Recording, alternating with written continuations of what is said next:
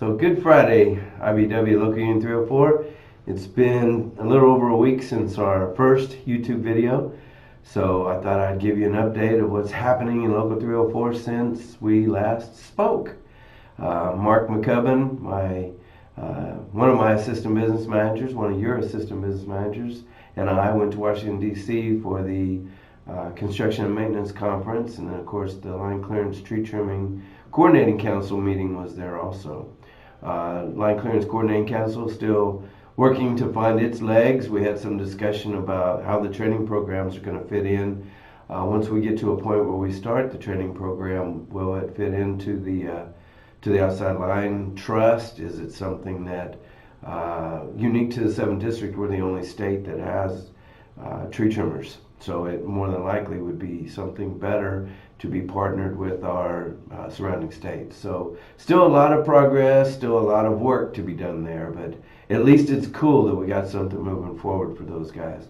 Obviously that's a classification that needs all the help we can give them, both in training and having a standard of training instead of just what the contractors are individually giving them. Speaking of line clearance tree trimming, we will have a next negotiation session with the mediator coming up later this month, so keep them in your thoughts. Still struggling to get a good agreement with those guys. So back to the Construction Maintenance Conference. A lot of discussion about the evolution of the baby boomers leaving, how we're doing with training. Obviously it's easier on the inside craft in order to mold in some journey type workers. Not so easy in outside construction, outside line construction. So the International started a couple initiatives, not sure exactly how they're going to work, but you probably see some We Power America insignias out there on social media. Good conference all in all, had some good speakers. Talked about outside line construction and the amount of market share we have there. Kansas, we're doing pretty good. Obviously there's always room for improvement. So we're going to see organizer David Galvin, international organizer Chad Mann, speaker, and of course Mark McCubbin, and some targets that we're going to look at, and then how we can actually approach those workers about explaining the unit benefits. So that's all exciting stuff. Let's talk a little bit about Westar merger again. As I said last week, I'm sure this will be an ongoing topic of discussion. So we wrapped up our storm meetings, didn't really make any progress with that, so still opportunities for grievances there if that's the path we go. We are dedicating the 4th Thursday of every month in order to try to categorize the issues of this merger and how that affects the individual contracts and maintaining our jurisdiction. Some really unique things we're going to deal with there is going to be the cloud and whose work is in the cloud. So that's going to be some interesting conversation. Along with Westar, I still want to emphasize how much this change in the provider networks has hit us. So we established an email address called signaissues@ibw304.org. We really need you to give us the input on what's happening out there, get a few phone calls, and so we're trying to categorize that information. The reason that's important is because then at our next Healthcare Utilization Committee meeting, we can have a more factual conversation about where the issues are. Again, that's not for me to fix your issue. That's up to Cigna and the company. So you call the one call number for Westar or directly to Cigna to get those issues taken care of, or addressed. But we need to know what they are so that we can move forward in some general term of trying to get those things taken care of. Excuse me. Again, back on the organizing for a minute. I know that David Galvin, your organizer, has been doing a really good job of, and it's easy because there's not as many non-dues paying members as there are dues paying members, thankfully. So David is categorizing those, and you might tell your fellow members and employees where you work that David's probably going to be coming knocking on your door and talking to you about the reasons why, asking why, and seeing how we can address those things. one thing we haven't really talked a lot about is Union Plus. And if you go out on the internet, Google Union Plus, you'll see that there's a lot of benefits that union members can get through Union Plus that go way above and beyond what we can negotiate with the employer.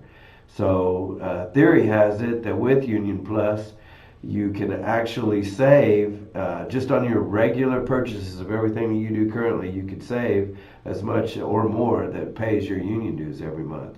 So those are some of the things that obviously only union members benefit from in a right to work state. So please check that out. Even something as simple as ordering flowers, there's Union Plus sites to do that. North of Grumman, we have a couple of grievances working there at North of Grumman here in Topeka, and also starting to gear up towards their negotiations. This is going to be an exciting year for them because they're under Service Contract Act, and the North of Grumman's contract with the post office is also up this year. So that means that we contractually have an obligation to meet earlier to negotiate our agreement so that it's ready whenever it gets shopped out to the other contractors. So pretty exciting times for North of Grumman. I think negotiations is probably one of the best times as a union member because you get to explore what you want and then what you can get. And so the sky's the limit walking in, but then obviously you have to make sure that your expectations meet what the local economy is doing and what the employer can afford. The same thing going on with Sunflower. I'm actually heading out to Dodge City later today, and tomorrow we'll have our large committee meeting with Sunflower. So again, exciting time there to address what's happened during the agreement. You know, the way you judge the success of a contract is not when you finish that negotiations, but when you finish that contract, and then you look backwards and say, what did we miss? What should we try to address? What issues did we have during the term of the agreement? So those will be some of the things that we'll be talking about tomorrow with our members at Sunflower Electric down in, we're going to hold the meeting in Dodge City. The other negotiations going on is our outside NECA agreement, and so we're working with the Southwest in order to find dates that'll work with the contractors and us. And so hopefully that first meeting will take place here in the next month or so. We have a couple of arbitrations going on, one with Kansas Gas Service and one with Westar. Got our arbitrator picked for Kansas Gas Service and looking at dates as early as first part of June. Safety conference coming up for IBEW, so the president has made his selections on who's going to be attending that. That's always a good conference. Looking forward to that. And David Galvin, Cindy Kearns, Mike Moresco, and I will be attending a utility conference the first part of May also. So members, left you with a little food for thought last time, and I want to do the same thing today.